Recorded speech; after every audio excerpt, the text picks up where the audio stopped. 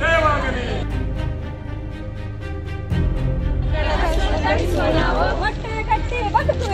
ಹೊಟ್ಟೆಯ ಕಟ್ಟಿ ಬದುಕುವೆವು. ಹೆಸರಿಗೆ ಮಾತ್ರ 3 ಗಂಟೆ.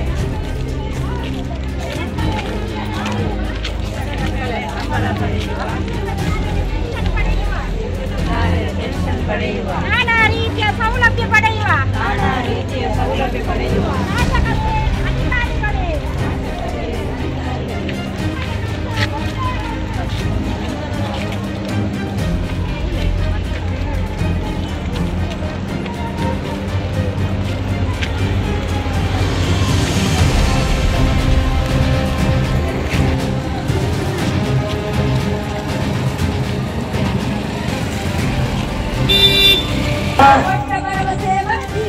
ಕೊಟ್ಟ ಭರವಸೆ ಮರೆತೀರೇನು?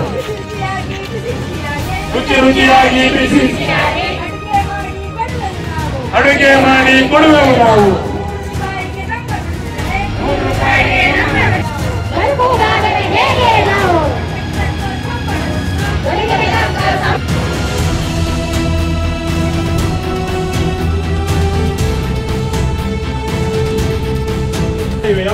ಅದರ ಸಂಬಳವನ್ನು ಜಾಸ್ತಿ ಮಾಡುವುದನ್ನು ಈಗ ಇತ್ತೀಚೆಗೆ ಸರ್ಕಾರಗಳು ನಿಲ್ಲಿಸ್ತಾ ಬಂದಿವೆ.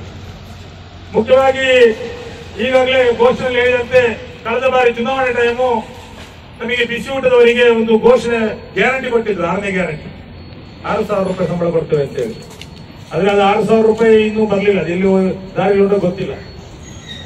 ಅಂದ್ರೆ ನಮಗೆ ಒಂದು ಅರ್ಥ ಮಾಡ್ಕೊಳ್ಬೇಕು, ನಾವು ಈ ಭೂಮಿಯಲ್ಲಿ ಬದುಕಲಿಕ್ಕೆ ಅರ್ಹರು ಹೌದಾ ಅಲ್ವಾ ಅಂತೇಳಿ. ಈ ಭೂಮಿಯಲ್ಲಿ ಬದುಕಲಿಕ್ಕೆ ಅರ್ಹರು ಉಂಟಾ? ಪ್ರತಿಯೊಂದು ಜೀವಿಯು ಕೂಡ ಈ ಭೂಮಿಯಲ್ಲಿ ಬದುಕಲಿಕ್ಕೆ, ನೆಮ್ಮದಿಯಿಂದ ಬದುಕಲಿಕ್ಕೆ ಅರ್ಹತೆ ಇದೆ, ಹಕ್ಕಿದೆ. ಬೆಳ್ತಂಗಡಿ ಹರಿಸ್ಪುಂಜರಿಗಂತ ಆನೆ ಕೊಲ್ಲುವ ಭಾವನೆ ಇರ್ಬೋದು, ನಾವು ಅದರಲ್ಲಿಲ್ಲ. ಯಾಕಂದ್ರೆ ಕೆಲವು ಶಾಸಕರು ಕೊಲ್ಲುವ ವಿಧಾನಸೌಧದಲ್ಲಿ ಕೊಲ್ಲುವ ಸುದ್ದಿ ಮಾತಾಡ್ತಾರೆ, ಯಾರ್ಯಾರ್ದು ಸಿಡಿ ಬಗ್ಗೆ ಮಾತಾಡ್ತಾರೆ,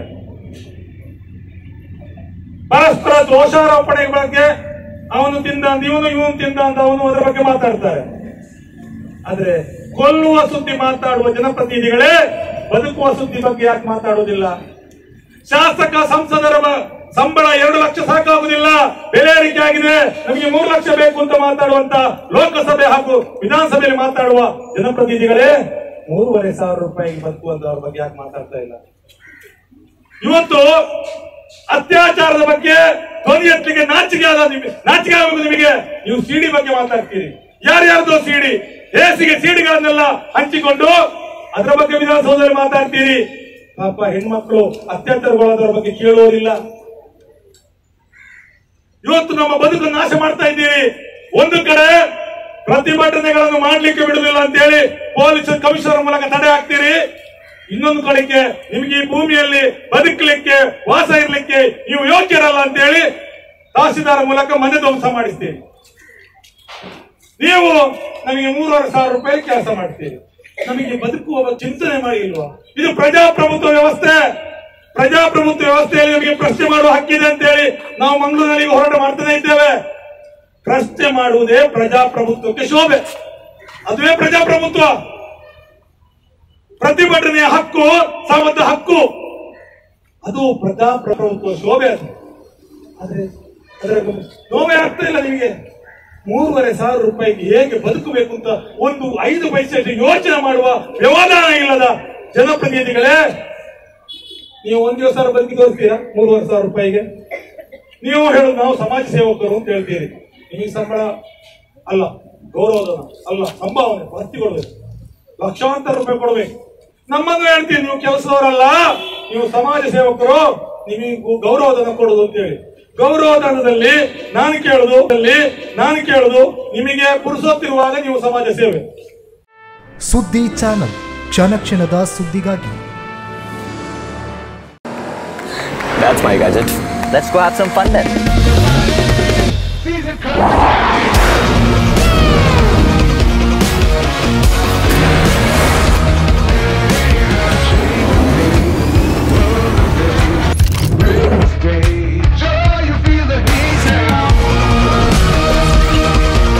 Introducing the hot and techy Brezza SCNG. Cool new SCNG tech for a cool new generation.